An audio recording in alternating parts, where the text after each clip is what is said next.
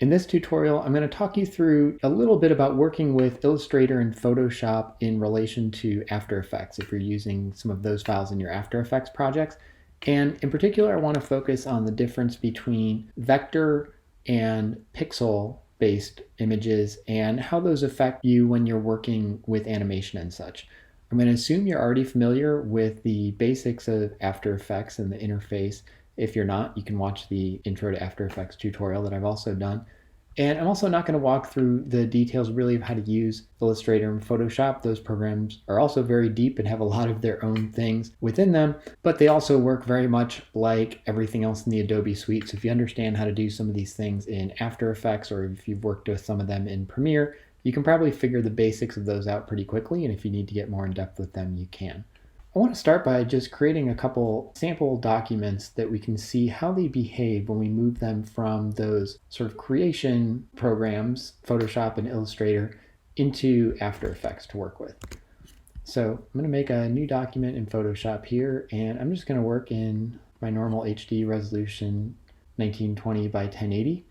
And let's do a couple of different things so we can see how they all behave. So I'm going to do some text here, and I'll just say this is Photoshop text, and of course over here I can adjust all the properties and the font and all that sort of fun things if I want to. Let's go with the classic Helvetica. And then in addition, let's do a couple other things. I'm just going to make like a shape here, and I'm going to just draw something with my brush, and it's not going to let me just sort of draw that on this ellipse layer, so let me make a new layer. I'll call this drawing, and just sort of draw something here. Okay, and I realize this isn't great, but this is just going to work for our demo purposes. And I'm going to save this, Photoshop demo. And then let's go over to Illustrator and do kind of the same thing. So again, I'll make a 1920 by 1080 document, and I'll try to create something pretty similar. I'll call this Illustrator text. And this is pretty small, so make this a little bit bigger so we can see it. Again, I'll make myself a little ellipse here, and we can change the color if we want. I'll make it red, why not? And again, I'm just going to do a little bit of drawing with my brush tool as well. I'll do a third color, whoops, just start with the brush there. Okay, something like that. All right, so I've got these two documents that look a little bit different, but you get the idea. Okay, and let's save this and say this is Illustrator demo. Okay, now one big difference between these two programs that you need to be aware of is Photoshop is based on pixels, meaning I created my document 1920 by 1080, and everything within that then is a single pixel. So if I blow this up enough, say if I went to 1000% view, you can actually see all the individual pixels and kind of whether they're white or gray or in between here. If we kind of scan around here and find the text, you can see the text and you can see the black pixels. Let's pull this up even a little bit more. You can see the sort of black pixels and the white pixels, and that's what Photoshop is based on. It takes some number of pixels and then it's going to discover what each one is. Because it's designed for working with photos that are, as a digital file, some number of pixels by some number of pixels, and you can work with each one and correct very precisely what do I want to do. If I wanted to just change like 1 pixel of this O here, I could do that. If we go into Illustrator, it's going to look a little different. Let's blow this up the same amount. And I've blown myself up way too large. You can't see where I am. There we go. What I'd like you to notice here is you'll notice this line of this curve still looks exactly the same. Let's go out a little bit so we can see more where we are here. There's the text. There's my ellipse. And what I want you to notice is as much as I blow these up, they still stay perfectly sharp. And the reason for that is that Illustrator isn't actually based on doing things with a specific number of pixels. It's based on vectors. So when I write this letter U, it doesn't say, zoom in this a little bit more. Okay, when I write this letter U, it doesn't say pixel, pixel, pixel, pixel, pixel. It says make a kind of straight part here, and then there's going to be a curve with this kind of arc to it, and it starts this wide and gets this narrow, and then there's going to be another straight part here, and we're going to cap it off with these right angles here. And it's done based on kind of instructions of how you would draw this, not what exactly each pixel is. And that's what we mean by a vector, is instead of saying, here's the data for each individual pixel, it's saying, hey, whatever size this is the shape that it's going to look like. And so as much as we blow things up or shrink things down, they're going to maintain that shape and maintain that sharpness, because we can never blow it up to see the individual pixels, because we're always just blowing in close on the shape and the vectors of it and the instructions for it. We're never getting to a point where we're seeing what it's built out of, because what it's built out of is straight line, curved line. S has this particular curve, and as big or as small as we make that, it's always going to have that exact same shape. It's always going to be a perfect sharp angle here, and so on and so forth. That's the difference between these two programs, or one of the differences. And there are times when you want one, or times when you want the other. And we can find uses for both of these within our work in visual effects, but it's important to kind of understand that difference. Okay, so I'm going to save both of these. Now let's bring them into After Effects. And what I'm going to do first is kind of do something where they're going to end up behaving the same. And I want you to kind of understand what's happening here. So I'm going to import my footage, and I'll do these one at a time. I could do them both. And I'm going to use composition. I could do composition, retain layer sizes if I want. If I'm already working in a 1920 by 1080 project, it's going to end up being the same. If I was working in a different size project, I'm kind of telling it, do I want it to scale to that or keep its original size? In this case, I haven't started with anything yet, so let's just bring that in. There was my Illustrator demo, and let's bring in my Photoshop demo, and I'll do the same thing here. So I've got these two compositions, so it brings them in as compositions. And first thing I'd like you to notice is in the Photoshop one, I have all those layers. It brings them in separately. So there's my drawing layer, there's my ellipse, and there's my text. In the Illustrator one, by default, it brings everything in kind of bundled together in one layer. So I kind of turn it all on or off. And right now I'm just seeing black because it's kind of transparent in the background.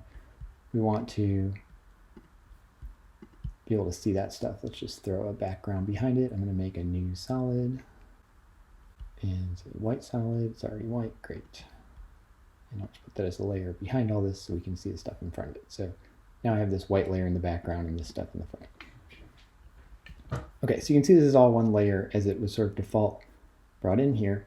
And here's the thing. So what I'd really like with my vector art is if I scale it, or if I'm getting closer to it or whatever, I shouldn't see those pixels. It should maintain its integrity, maintain its sharpness, just like it did back here in Illustrator. We can zoom way in and everything still looks perfectly sharp.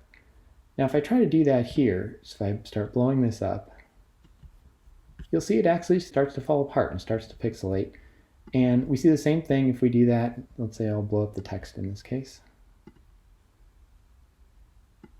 on my Photoshop layer. One thing that's kind of fun here is you can see the sort of ordering of the layers. So if I wanted this text in front of the ellipse, I could do that. But you see that starting to fall apart. And the same is going to be true with all these other layers. If I blow up the drawing layer, I'm also starting to see the pixelation around here. This is what I expect from Photoshop. It's not what I expect from Illustrator. And the reason is the way that I brought this in, I'm kind of losing the benefit of Illustrator. So it's basically when I'm bringing it into After Effects, it's more or less transforming it into pixels and then affecting those pixels. And I can kind of get a guess at this, although this is not conclusive, by the fact that I just sort of merged everything into this one layer here, and I got this layer that's everything in my After Effects project. This works fine. This is a perfectly reasonable way to bring things in if I'm not going to be doing like crazy blowing things up and pushing very close on this art. If I just want to display this art on here, or I'm going to, have it in a background or something, this is totally fine. Whether I'm in Photoshop or After Effects, this works great. It's a way for me to create my art elsewhere. I mentioned in the introductory tutorial that I often make my end credits in Photoshop or Illustrator. I usually use Illustrator because I find it a little easier to work with. And that way, instead of having to create those all in After Effects, which I can create text in here, It's just a little messy and gets awkward when you start stacking layer after layer after layer, particularly if you have to go in and change something, which in end credits is fairly common, that there's some last minute change. You forgot to thank somebody or forgot somebody in the crew, or somebody wants to be credited differently or whatever. So I like being able to do those as separate documents and then just bring them in. And if they're just gonna, scroll up and down the screen or fade in and fade out, or even if there was gonna be like a tiny bit of motion. So let's say that I had this title. I'm gonna create a new composition with that inside it. So now I'm in a new composition. We'll call this credits, hypothetically. And I just brought in that whole composition so I can treat this all as one layer. And let's just say I wanted like a tiny bit of sort of coming out of the screen at you, so like getting a little bit bigger. I could do something with a little bit of keyframing and say, all right, let's go to 100% here, and it's going to start out at, 90%. And as it plays, it's kind of blowing up, and I'm starting to see that background also going with it. So if I wanted it to be white, even when I've sort of shrunk things down here, I could go back in here, copy this background layer, or I could grab another white solid layer like so, copy and just paste that in here, Command V, throw it behind there, and now that's white back there. No matter what's happening with this, and we get a little movement with this, and you're not seeing it fall apart and turn into pixels. This looks totally fine. So a lot of times this is totally reasonable, but sometimes you want to be able to do things more in depth and be able to, move in or blow this up really big. And if I started to, blow this up really big, then we start to see things falling apart a little bit. If I get even bigger, and let's move over here, we can see that text. That no longer looks sharp. That doesn't look great. We can tell it's sort of this pixelated text. So that's not good. So we don't want to get into that. I have some options for how to do this differently, where I'm actually going to work with the vector art and maintain that in After Effects. And if I'm going to do that, I need to go back to Illustrator. Before I do that, one thing I do want to just show you is the idea of dynamic linking. Should save this project. The demo. Okay. So let me show you the idea of dynamic linking here. And what this means is if I have these other files I created in Photoshop or Illustrator and I do some changes to them, those are going to show up in my After Effects project without me having to remember where in my After Effects project they are. So if I go back into Photoshop here and let's just go to more of a normal view here, and I can go into my text tool and say, this is now updated text. And I go over here, it hasn't changed. As soon as I save this and I update that file, After Effects is looking at that raw file, so it updates this. One thing I do want to note, remember when it brings in this file, it brought it in as a composition and it brought in these layers. This works if I make changes to existing layers. It doesn't work if I create new layers. Now here's the thing, this dynamic linking is not perfect, so you do want to be careful with it. Things like text update, great. Sometimes other things won't. Let's say I took this ellipse layer here and I'm just going to move it. And so I'll move it over here and I'm going to save that. I go back into After Effects where I'm still using that composition and it hasn't updated. It's left it where it was. If I created a new layer, so let's say I make a new layer and let's just put some additional text in it. New layer. Okay, and again, I'm going to save. And I go back here into After Effects. That didn't update either. So I do think it's really important to be careful with the dynamic linking. It's a really powerful tool, but it is not all powerful. You have to be aware of what it does and what it doesn't. For me personally, like I said, the main thing I use that for is if I have credits or titles or something, and sometimes you do need to go make some updates to the text, that's something that works very well. I can do the same thing in the Illustrator project. So let's pull up my Illustrator one here and let's just shrink this back down so we can see it. Okay, and again, if I change this and say update text, nothing changes yet. I haven't saved it. Go file, save. and now it changed that. If I try to do the same thing here that I did before, so let's say I took this ellipse and sort of covered up some of the text with it, and we'll save. And I could always do Command S to save. I'm just doing it so that you see in the video that it is actually happening rather than just hitting the keyboard shortcut. We go back here, and this actually does update, and the reason for that is the way it's working with Illustrator rather than Photoshop. And also here I'm just seeing one layer, so essentially everything in this is being mashed into one layer, and then it just sends the update of that entire thing over to After Effects. So in that case, this does work. And in this case, I think it'll actually work if I actually created a new object. So let's make something new and save. I just did, sorry. And go here, that does show up. So this does update. This is another reason I like working with Illustrator over Photoshop if I'm doing things that are going to be updating via dynamic linking. But again, it's not foolproof. I don't 100% trust it for everything. Okay, that's the dynamic linking aspect. Let's get back to this and talk about the idea of working with vectors. Because what I really would like is, let's move this out of the way of the text. And let's just zoom out a little bit. What I really would like is for all this to come in as vectors, so then in After Effects I can zoom in on it, I can zoom out, I can move it around or whatever, and everything's still going to stay perfectly sharp. So here's the way that I want to do this. First thing is I need to make these all separate layers instead of, as they came into After Effects here, just showing up as one layer. So I'm going to make this into a new document so that we can layers. So that we can work with this differently. And I'll open up my layers tab over here. And you can see everything right now is in one layer by default. You can drop this down and you can see there's all the different things. Here's my text, here's an ellipse, here's the drawing path. You can see those individually. So first thing I'm going to do is I'm going to select this top layer that kind of has all of the others as part of it. And I'm going to click on the little menu here. If you didn't see what that was, it's this little menu here. Say release to layers sequence. And that's going to release everything inside it to be their own layers. And you can see it separated these out now. They're layer 2, 3, 4, 5. They're still right now subordinated to this layer 1. So I'm going to select all these and just kind of drag them out here. So now they are all equal. They are all their own layers. And just doing that is going to solve some of my problems. So let's go ahead and take this into After Effects and show you what happens there. And you'll see where this fixed some of our problems. And there's one other thing we're still going to have to change. But I want you to understand why we're doing things the way we are. So let's go ahead and save this. I just did Command S. Go over here into After Effects and let's import this and import it as a composition again.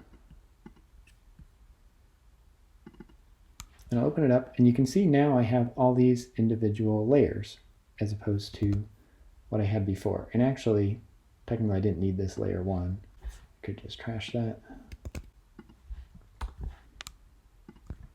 Okay, and let's just put our white solid back here so we can see these other things in front of it. Okay, so I've made these all individual layers now. Now I still haven't solved my original problem, which I want these all to be vector art. In fact, if you look at this, I'll just blow something up. Here, I'll blow up this ellipse. And you can see it's getting very pixelated. That is definitely not vector art. Let's bring it back where it is. So what I'm going to do is I'm going to take these, now that they're individual layers, they're all their own thing. I'm going to select those layers, and then in After Effects, I'll go to the layer menu and say create shapes from vector layers. So it knows these are vectors, but by default, it's just kind of like blowing up their pixelated versions of it. What this is doing is taking those Illustrator vectors and converting them into vectors within After Effects so that it can scale them smoothly and work with them smoothly like that. That's basically what I'm doing here. So I'm going to take all those vector layers, I'm going to create shapes. And you're going to see we'll get one error, but we'll get back to that. Okay, so it did that. So not all layers were converted because of blah, blah, blah, blah, blah. And if you notice which one it wasn't converted, it's layer 5, which is going to be our text layer. If we go back here into Illustrator, that was our text, and there's a reason for that. But let's take a look at what happened with these other ones. So it created these new layers. So I had a layer 2, it created layer 2 outlines. Layer 3 created layer 3 outlines. Layer 4 created layer 4 outlines. And I don't need these originals anymore, so I'm going to command click on those and delete them because now I have these outline ones. Now these are vector shapes within After Effects. So now if I start doing things to them, so let's blow this up gigantically. You'll notice that still looks perfectly smooth. I can scale this. When I'm blowing this up, here's the important thing. I'm blowing up my 1920 by 1080 picture. I'm just kind of looking more closely at something that does exist with pixels in After Effects. Remember, I created this as a 1920 by 1080 composition. So I can still get to this point where I start to see those pixels, but I can do whatever I want with the object itself, and it is never going to get pixelated. So no matter how big I blow this up, these edges are always going to remain smooth because it is in fact a vector object now. And that's what happened with all these. Same thing with this drawing. If I take what I drew with the pen tool or the brush tool and just sort of blow that up, you can see these are nice smooth curves. There's no pixelation to it or anything like that. So I've successfully made them into vectors. Now I didn't do that with the text. That was the error I got. And here's the reason for that. In After Effects, I need to treat my text a little differently because what it's going to need to do is separate this thing that right now is text data and convert it into these shapes. So I can do this. The important thing here is before I do this, I want to make sure I've got my text right, because once I convert it from text to being shapes, it no longer knows that, you know, this first letter is a U. It knows that it's kind of this curve and then this line.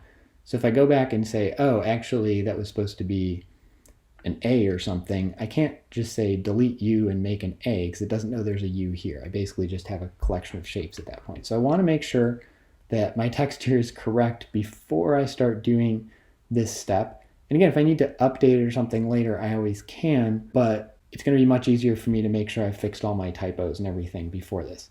The other thing I'll mention is if I'm really just creating something with simple text like this that I really want to be a vector object, I can also do that in After Effects, and sometimes that's harder and sometimes it's easier, depending on how much of it I have to do and how I have to arrange it. The reason this is really handy is because I can do more interesting things more easily in Illustrator. It's more of a design program than I necessarily easily can in After Effects. So if I said, for instance, you know, let's make just this E. Let me pull up my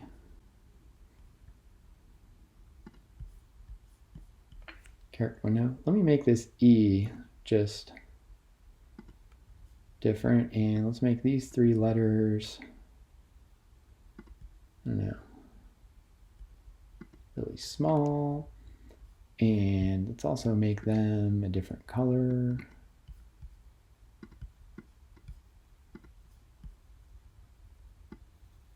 And let's make this X and T very big. And we'll make them red.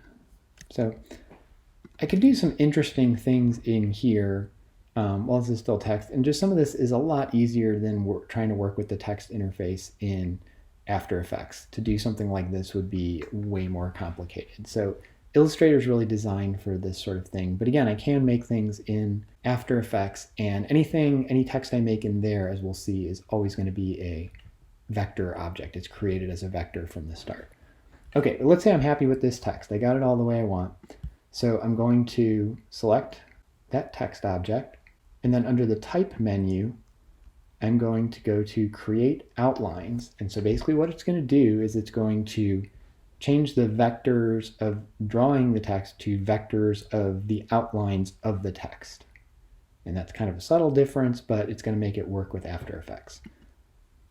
So I'll do that. And if you look closely, you can now see there's kind of outlines around everything.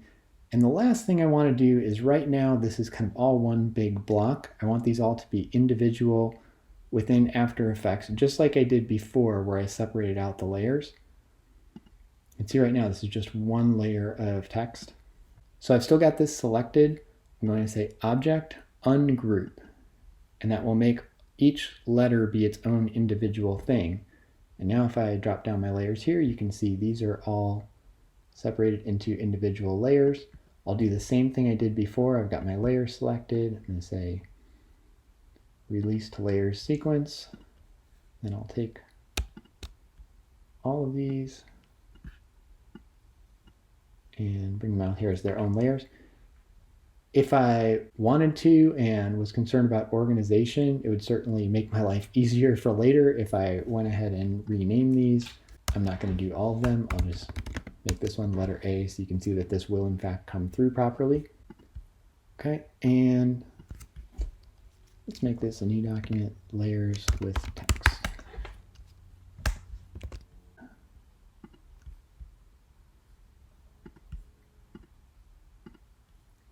Import composition, retain layer sizes. Okay, so here's my new composition. And let's open that up. And I've got all these layers in here now. I'm going to do the same thing I did before. You can see there's my letter A. The naming did come through. Select all those. And I will say layer, create shapes from vector layer. Okay, and there was one layer, layer 5, that didn't work because layer 5 is now in fact empty. Remember, that was the layer that had all this text in it. I pulled it all out, so this is just an empty layer now. So we can delete that. And I'm going to delete all my original layers.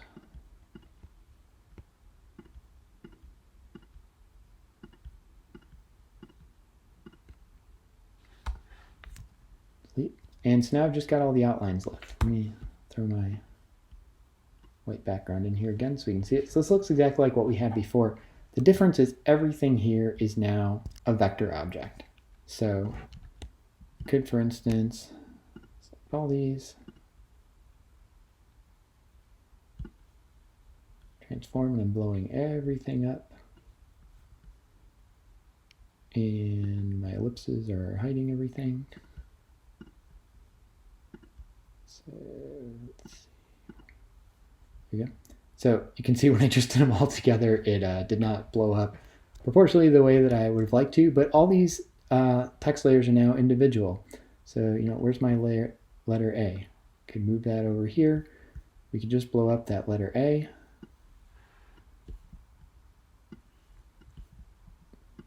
Blow this up 10,000%. And you can see it's still perfectly sharp. It's totally a vector object. And I've been able to bring everything in now as vectors. And so now whatever I want to do with those, whether I want to work with them all as one layer or as separate layers or whatever, I can. So let me shrink everything kind of back down to our original here. One thing to note is at the level of being in this composition with these original layers, I can do what I want with them and they will maintain their vector nature. So if I, again, take my A and make it gigantic here, I can do that. You can also see the ordering of these, how some of the layers come out behind it, some come out in front. I think it's worth noting that that's inside this composition. I can do that. Once I nest this whole composition inside something else, I kind of get the same problem I had before, where this composition becomes itself a 1920 by 1080 document, and then I'm just working with that. So if I took this, put it in a new composition, so now I have a new composition that has this thing inside of it, and I go to, let's say, scale this up, you see that we start to get that pixelation again, because I am now blowing up that 1920 by 1080 document instead of blowing up these individual vector objects within it. So you do want to be careful with these things, and when you're working with vector objects, making sure that you're using them in a way that maintains their vector nature if you need it. Again, a lot of things you're doing, you don't need to worry about this. If you're not scaling things in and out or getting in closer and farther away from something, if it looks good in the resolution that it's going to be seen in, and it's never going to be changing resolution or blowing up or anything, you don't need to worry about this, but I think it's worth understanding how this works so that in the cases where you do need it, you can work with these appropriately. So that's how you get your Illustrator and Photoshop stuff into After Effects and get your Illustrator stuff in maintaining their vector nature if you want to do that. The end.